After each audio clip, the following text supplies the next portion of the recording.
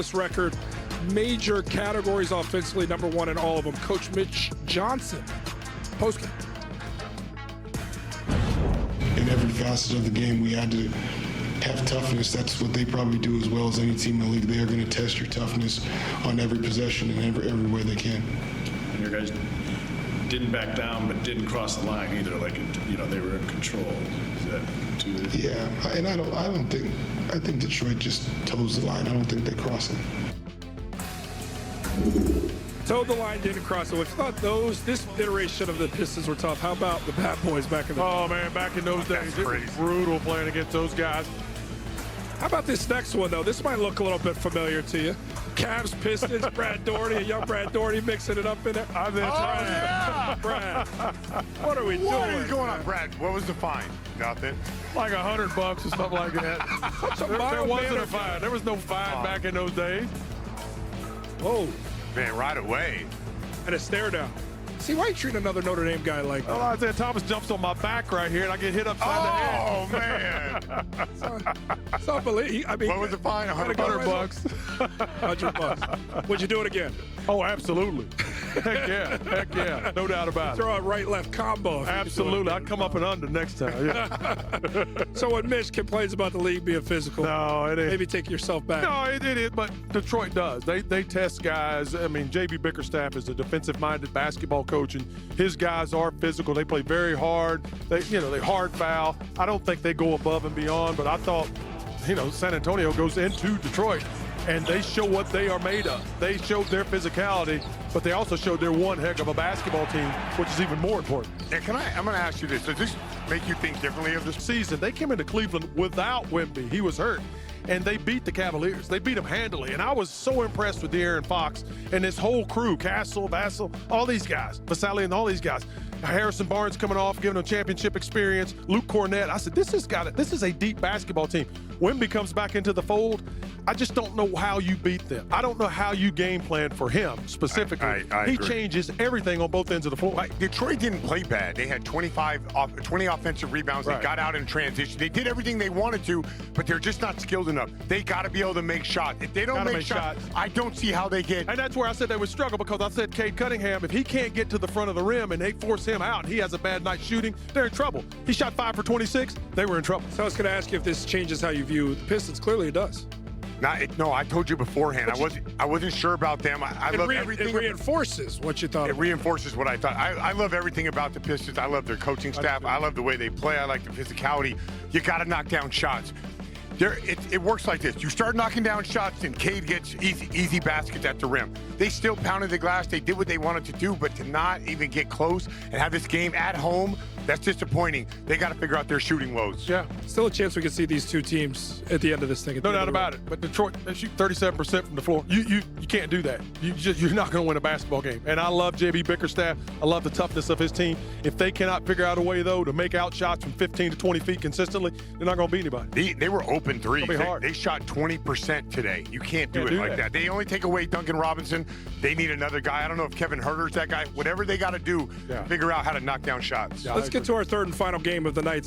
Alongside Grant Long of Johnny Kane. Hey, we knew we were going to find out a few things this week. Yep. Obviously, tough slate of games. Spurs, Thunder, Cavs, all this week. What do you think they learned tonight in the game against San Antonio? Well, simply put, Johnny, the Pistons took away nothing in this ball game. The Spurs put 6 guys who had double-figure attempts in the ball game. That's difficult to defend. That means somebody is really getting a good look at the basket continuously. You think you stop one guy, they rotate the ball, he gets another shot, somebody else gets another shot. 6 guys getting double-figure attempts, that's a lot of shots to defend. That puts a lot of pressure on your defense. So you go back to the drawing board and you say, well, how can we reduce the number of people who got shots? They did a good job on Wemby in the first half, slowed him down, but you knew it. As amazing as he's been all season long, he was going to find a way to get him put his stamp on this ball game, and he certainly did. Yeah, it's kind of like one of those, hey, make somebody else beat us.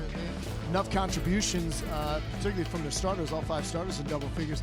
But, you look at like the three-point shooting here tonight. Pistons didn't shoot it great from beyond the arc. Obviously, San Antonio, they came out shooting lights out early. Really good numbers, shooting about 50% there in the first half. And then for the game, just shy of 50%.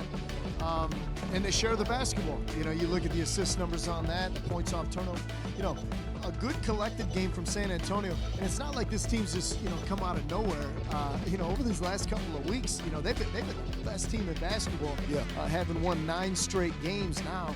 And a lot of those games by double figures. So this is a team, if you're Oklahoma City, not that the end-all be-all is just to finish first in your conference at the end of the season, but OKC's leaking oil, and San Antonio right now is like, they look like world beaters by the end of this season. Who knows? Over these final 2 months, San Antonio might be the 1 seed out west. Well, listen, simply put, that's the stamp, and that's the stamp of Greg Popovich. He's no longer the coach, but he is still behind the scenes. And if you go back 10, 20 years, Greg Popovich has always said, yeah, we're going to start off slow, but we want to be better toward the end of the season than we were at the beginning of the season. And that's what we're seeing from this Spurs team.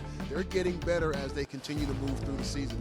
They have a healthy roster now, and they're going to continue to gel and play together. And I think they'll be at their peak when the playoffs starts if they continue this ascension. But again, let's go back to the Pistons and what they were able to do. They played very competitively. We understood that they were going to do that. Some things that they could possibly tweak. Yeah, Cade didn't have his best game, so you think that he's going to play better if given the situation one more time. Sure. I don't look at this, as you mentioned, Johnny, as the end-all, be-all. This is a game that the Pistons will look at, make some adjustments, and move to the next one. Well, they're going to get a chance to see him again in a week and a half out in San Antonio. Let's get to our GMC Pro Vision. I want to look at the three-point shooting. We highlighted their numbers on that. Devin Vassell, 7 triples tonight. Julian Champagny with 5 triples. When guys are shooting it. When they're shooting it well, they shot it well in the first half, and they continue to move the ball, get the assist numbers up, and the ball found the right people. Let's get defensive, shall we? I thought both teams played, at times played pretty good. There was a defensive show. We'll get to our Xfinity highlights on that. I thought they did a nice job of, in particular, against guys like Wemby, make him feel you. Yep. Right? And you knock him down. But I thought both sides, again, it kind of. They did a great job of doing that. Now, the second half, as I said, you're hard to keep a good man down like that. Yeah. The Pistons kind of felt some of that coming back on the other side where the Spurs were physical as well. But like I said, you mentioned 1 and 2 in the NBA. You don't get to that pinnacle by being soft. Right, yeah, you got to be physical, and both teams showed that today. Yeah, no softness tonight. No. Let's hear from JB Bickerstaff, coach's post-game remarks, brought to you by Glassman Automotive. JB, their threes never really slowed down tonight. What did you feel they were doing so well to create those looks? They moved the ball well. They attack off the bounce to draw your defense, to create those sprays. Some of them were our fault, Like we gave up strong side corner threes, which we typically don't. Replacement threes, that we typically don't, but give credit to them. They played a good ball game. We didn't see Asar Thompson much in the second half. Is there anything that went into that decision? No, I thought Ron was playing well. Gave Ron extra minutes. I think Stephon Castle had the Cade matchup throughout the game. Just what did he do to make this tough for Cade tonight? It wasn't just him. You could see there, they had 5 guys dialed into him to try to limit what Cade could do and his impact. But we'll go back, watch the film. We got him next week. We'll be prepared. You just mentioned that you guys have him next week. What did you like about the defensive performance that you guys did on Victor Wemby, especially in the first half when it seemed like it took him a while to really get going? Yeah, I thought we did a good job. Being physical with him, keeping him in front of us, making him earn everything. I thought we did a good job. 7 for 36 from 3, was that kind of just a result of y'all kind of missing open ones, or was it more so the defense? I thought we got good looks. Obviously some of them were contested, but I think the majority of them are shots that we take. And then, kind of as an adjustment, would there be more schematic things that you could do to continue to get better looks? Always. And that's my responsibility, is to help our guys out, put them in better positions next time. With Oklahoma City coming up next, I know you haven't had a lot of time to think about it or anything, but having that opportunity, is that encouraging for the team where you get to play this top red hot team and then you go right into another tough match? Yeah, our guys respect everybody.